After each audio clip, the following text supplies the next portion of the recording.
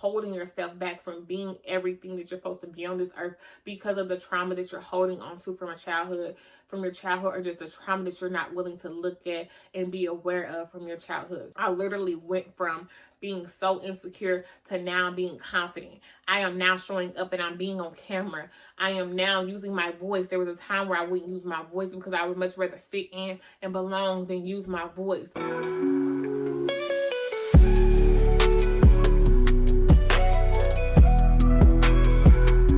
Welcome to the Be Right Podcast. We're outgrowing, giving ourselves grace, giving ourselves gratitude because it's healing. It's just not for the effing week. It's not for the motherfucking week.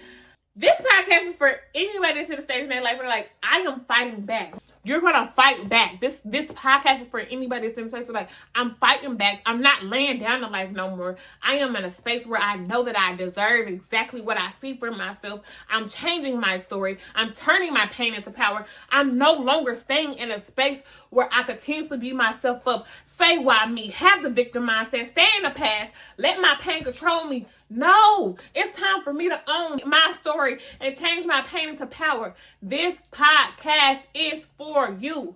I guess I really got passionate about that because I was once that girl. Tired. Fight make you tired. I ain't even do nothing. I was once that girl, okay? But today's podcast is about healing the inner child within you and how important it is to heal the inner child within you, because if you do not, it will continue to show up in your adult life. Like the things that you experience as a kid will continue to show up in your adult life. But as always, we're going to go ahead and get into the episode. The episode, again, like I said, is about healing your inner child. And the reason why I want to talk about that today is because the trauma you experience as a child will show up in your adulthood if you do not deal with that trauma. So I'm just going to do a backstory. So I was born with the lazy eye, and it was a lazy eye that like, I would only have a lazy eye if I was tired or the muscle in my eye was weak. So normally, of course, my eyes would be regular like a normal person, but then there would be times where my eye would like sway to the side. And the impacts of that, the trauma that I had from not looking like other people or having something different that made me different, and it wasn't something that I was happy to have. Like, it wasn't something I was happy to have that was different. You know, like, it wasn't a cool thing to have a lazy eye. So it was something that, like, having a lazy eye made me very insecure. I was not confident in myself. You know, I did not feel pretty. Like, that was a thought in my mind as a child often, that I was not pretty because of my lazy eye. And I just know that it was ways that it had translated in my adulthood. And I want to talk more about it, but I want to also continue to talk about the trauma that I experienced as a child. So having a lazy eye caused me to compare myself to other kids. And I remember when I was in elementary school, I went to school and I experienced a few different things. Well, this is the main thing that I experienced. I experienced being bullied. So I was bullied when I was in elementary school. And I don't feel like it was because of my lazy eye, but I feel like it was just a mean girl crew. They wanted to be mean girls, and they decided to pick on me. But my lazy eye did not give me the confidence to stand up for myself. I did not defend me. Like, I did not use my voice. Like, I was very insecure. Part of me was just like, felt like they would treat me like this because I was different, you know, but I just dealt with it. And that caused trauma as a child. Like, you just dealt with it, especially when you get older and you know, like, damn, you just dealt with that shit. Like, why you didn't beat her ass? You know, like, you ain't got to lay down to that. But that trauma caused me to be so timid and shy that I couldn't even stand up for myself. And it's so crazy because the same people that I was bullied by, I once became their friend. And I realized I became their friend because I wanted to feel like I belonged. It wasn't a lot of black girls that went to my school. And so it was the black girls that were bullying me. And they were, I guess, the cool black girls. And I wanted to feel like I belonged. I wanted to be cool. I wanted to feel like I belonged. I wanted to have friends, you know, like, I wanted to have friends that look like me too. But that was my experience in one trauma. Just one trauma. I'm just going over one because a lot of times you can't experience different trauma as a child. But that one trauma, I'm just name off things that it caused me to have. I was very insecure. I was not confident. I did not feel pretty. So I feel like I had the ugly girl syndrome. I was too scared to defend myself or stand up for myself because I wanted to belong.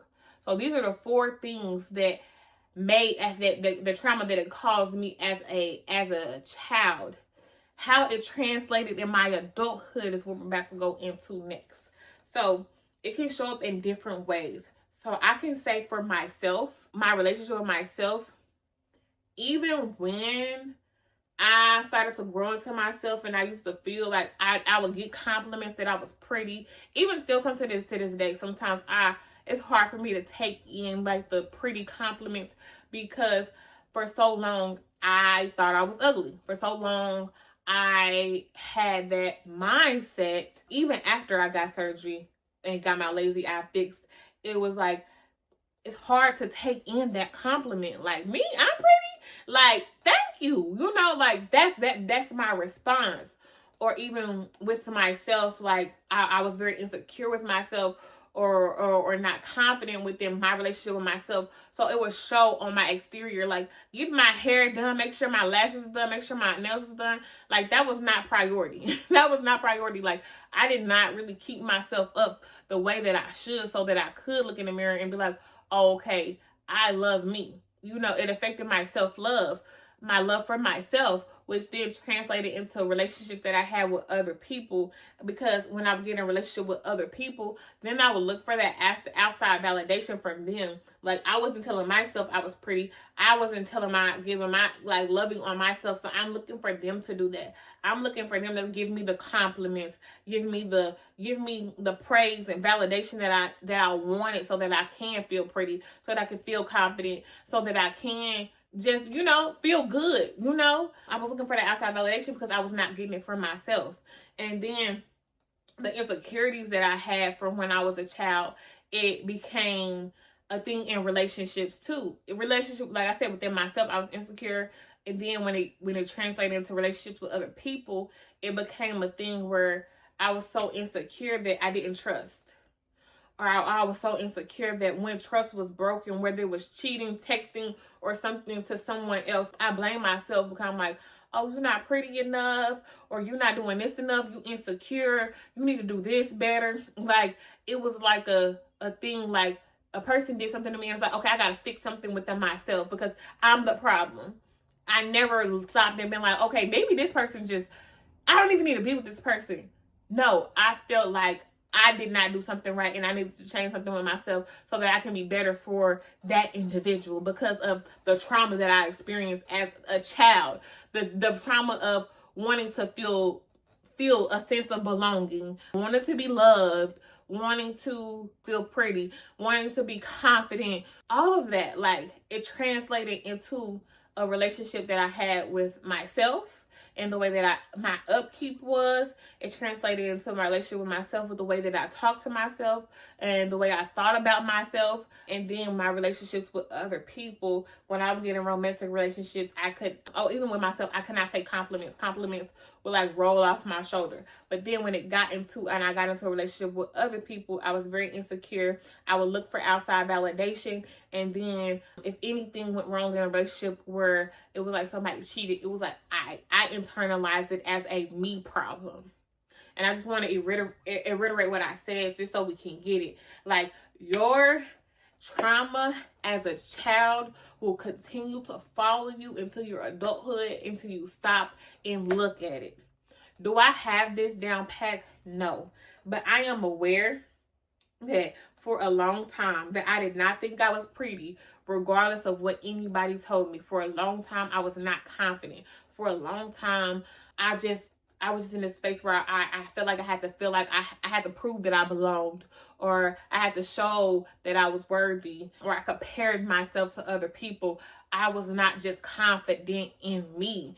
And so what I did to get better at this is like, I really do pour into myself now. Like, I really do believe that I am pretty now.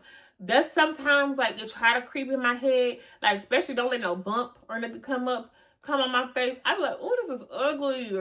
Or sometimes even if I don't have eyelashes, it, like, that thought of not feeling pretty will creep in my head. But then I have to realize and have to tell myself, like, girl, you're pretty. Like, I will sit up there in the mirror and say, girl, you are pretty. You are a bomb. Like, do you see you? Look at you. Like, look at you with your hair. Like, especially if I have my natural hair out, because that's something that I'm still working through. Like, look at you with your natural hair out. You ain't got no lashes on. Girl, you are a bomb. You know, look at your skin. Don't let my skin be clear and it be glowing. Like, I literally have to pour into myself and tell myself the words, because that childhood trauma still be trying to creep in and try to come in and think they about to control something. It's like, no.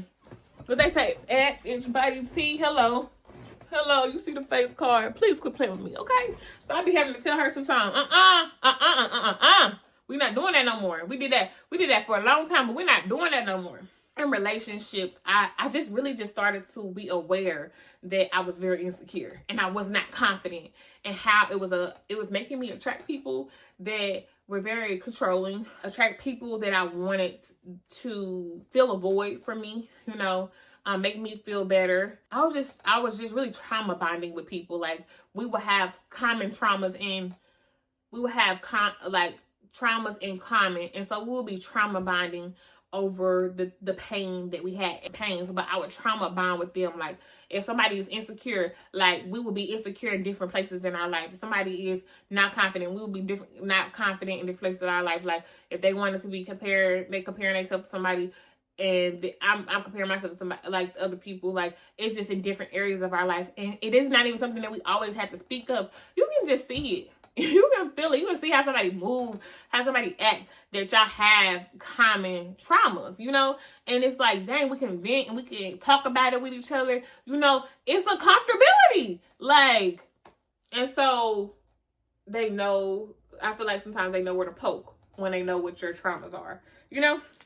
But I feel like when I was not aware of the trauma that I experienced as a child and how it was translating to my adulthood, I feel like it held me back from being my most authentic self. And that's why I feel like it's so important.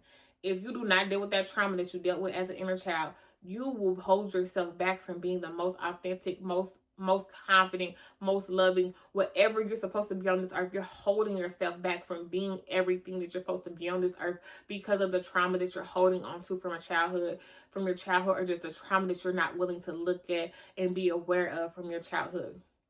I literally went from being so insecure to now being confident.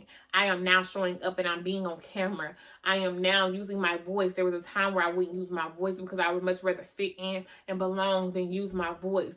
You know, like, those are the things that help me from looking at my childhood trauma. And I'm not saying just because you look at it and you start dealing with it, it's not going to be hard. It's going to be hard, but it's better to deal with it and learn to release it, because if not, it's going to hold you back from living and being in your full potential. And you will always be in this space where you're making decisions from that little girl in you. That little girl is still making decisions for you, versus you want to make decisions from a healed adult version of you. Okay? That is what it helped me become. It's holding you back from just being everything that you are supposed to be in this world. Steps that I did to release the trauma that I experienced, this one trauma that I experienced as a child. I am acknowledging the pain. I'm acknowledging how the pain it traveled, and the pain became thoughts and beliefs, and how it's now traveled and it's became into my adulthood, and I am living out certain things in my life that make me show up as I'm insecure. Where it's different parts of my life where I look for outside validation. Sometimes it can even be with the podcast. Like, if a post don't go up like I wanted to, I can look for that outside validation. I just start to look how that experience has translated and traveled into now my adulthood. And now I start working on that and breaking that down, how I can become better. So, like, when I'm not confident, I talk to myself. Like, I find something that I am confident about within myself, and I talk to it. I talk to the beliefs that my inner child me put into me, and I talk to it because I'm aware of it, and I'm like, no, you can't go live here no more. You're not controlling me anymore. You're not making decisions for me anymore. I am grown and I am confident. I know that I am pretty. I know that I don't have to compare myself to somebody. Like, do you know? I'm a child of God. I was wonderfully and fearfully made. Like, I'm learning to talk to myself in ways to where it's like that pain can't continue to control how I live my life in my adulthood. So releasing it, or I wouldn't even see it's like releasing it. I think the better word is being aware of it helps you to be able to take back that power. Because for right now, that trauma and pain has the power. Now you have to figure out how you're gonna take that power back in your adulthood and be able to, sit up and make and heal for the for the younger you, and heal so the adult you can live the life that you desire. Okay? So you can live the life that you desire. Okay?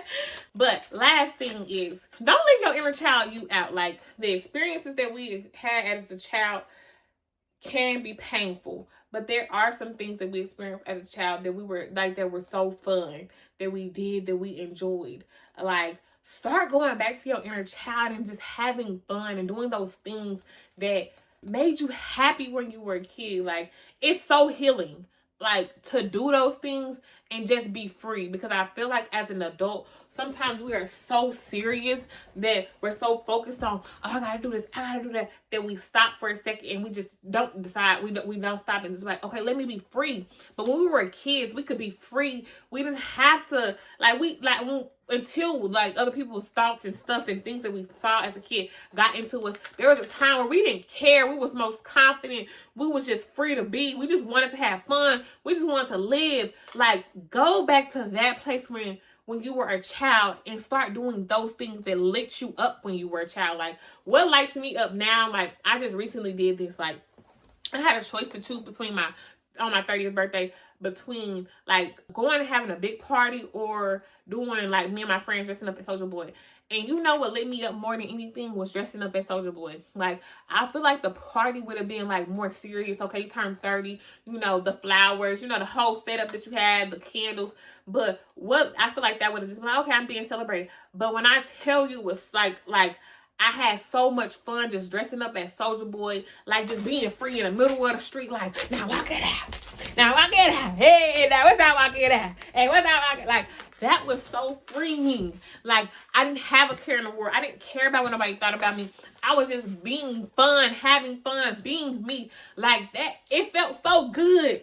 Like, it felt so good. Like, I'm getting hyper thinking about it, And even thinking about it, like me when I was a kid, like we used to travel a lot, but most of our we would be at like carnivals, water parks, like Worlds of Fun. I love me Worlds of Fun, Oceans of Fun. Like, that stuff lights me up because it's just like, it's so fun. I just get to be free and have fun, so go back to the place where you were when you were like, go to that inner child, go to that younger you where you just like, what made me be free to be, and I wasn't so caught up in my pain, so caught up in my trauma, so that you continue, like, you can heal that part of you too. Like, that will heal your inner child. Like, I feel like that will elevate your inner child to not be so stuck in that pain anymore. It will give it, like, because I feel like the adult you is like keeping it stuck in the pain because it was never dealt with, so I feel like the different steps will help you heal, acknowledge it, be aware of it, so that you can be you, freely be you, whatever that looks like for you in your adult life. So, like I said, just understand that it's holding you back from a life that you deserve. Like, holding on to that pain that you experienced as a child, that trauma that you experienced as a child. Look at it, deal with it. It's gonna hurt, baby. I'm gonna tell you, it's gonna hurt.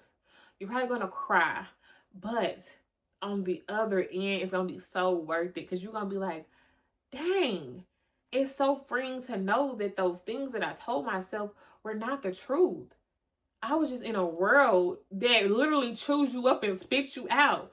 And now I'm old enough and I'm aware enough to know that this world can't chew me up and spit me out. I have the power in me, okay? I get to choose. When I was a kid, like when you're a kid, you really don't get to choose. You just see and you kind of like take in, and it can either go good or bad, you know? So just realize the life that you're missing out on just because you're holding on to that trauma, okay? Because life has to get good for you when you let go of it. 2, be so aware of it. Be aware of where it started. Be aware of how it made you feel. Be aware of the thoughts that it created. And be aware of how everything that happened in your childhood translates into your adulthood and how it's showing up in the way that you treat yourself and the relationships that you have with other people. And 3, baby, just be free to be. Be you. Like, go back to the inner child you, the little you, the kid you. Go back to those things that lit you up inside, those things that just made you be free, the things that you just didn't even care. Like, you didn't have a care in the world. You were just happy to be you. You were happy to just be, you know? Go back to those times in your life. We're coming up to on the end of the podcast. I really hope y'all enjoy this podcast because I had start. But I really hope y'all enjoy the podcast. I want you to know how freeing it's going to be when you start looking at those wounds that you experienced as a child and try to pinpoint how they are affecting your adulthood. I'm going to pray before we leave, and then, we're going to close it out. God, I thank you. I thank you for allowing me to be here. I thank you for giving me the words, everything that I needed to be able to show up and say what I need to say about healing your inner child and how it's important to look at that trauma that you experienced as a child because it's showing in your adulthood. God, I'm asking that you give every single individual here that have experienced any pain in their adulthood, pains that I may have never even seen, that pains that I've never even experienced, help them to deal with it. Give them the guidance, give them the strength. Maybe give them somebody that they can go to, that they can actually be able to talk through it. Help them to understand the things that they told themselves when they were a child. It does not mean that they're facts. They were just things that you had told yourself because those are things that you just took in the environment that you were within. And so that is not facts. Let's step into your adulthood, understand the facts and understand who you are and that you have the power to change anything that you do not like, anything that is holding you back from being all of who God has called you to be, all of everything that you're supposed to be in this world. You are going to free yourself from yourself just by understanding that childhood trauma and not letting it hold you captive anymore. God, I thank you for freeing us from ourselves. I thank you for understanding and helping us understand that we were just children, and yes, we experienced trauma, but that pain is no longer going to control us, and we're going to turn that pain into power. God, I thank you for just allowing us to experience it so we can use it in our adulthood, so we can go back and help other people that may, or go help other kids that may experience the same things that we experience. God, I thank you. I thank you just for allowing us to be here. I thank you just for this podcast. I just thank you. I really do. And I'm knowing that everybody that's listening to this podcast, they're going to go do something for themselves that just lights themselves up in life, where they're just so happy and they can just go back to that kid in them where they used to do things that just made them, that was fun, so that they can just heal that inner child within them so they can flourish and be everything that you have called them to be.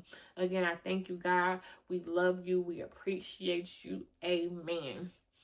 As always, y'all know I love y'all and I appreciate y'all. Be rare, be you, be authentic. Bye.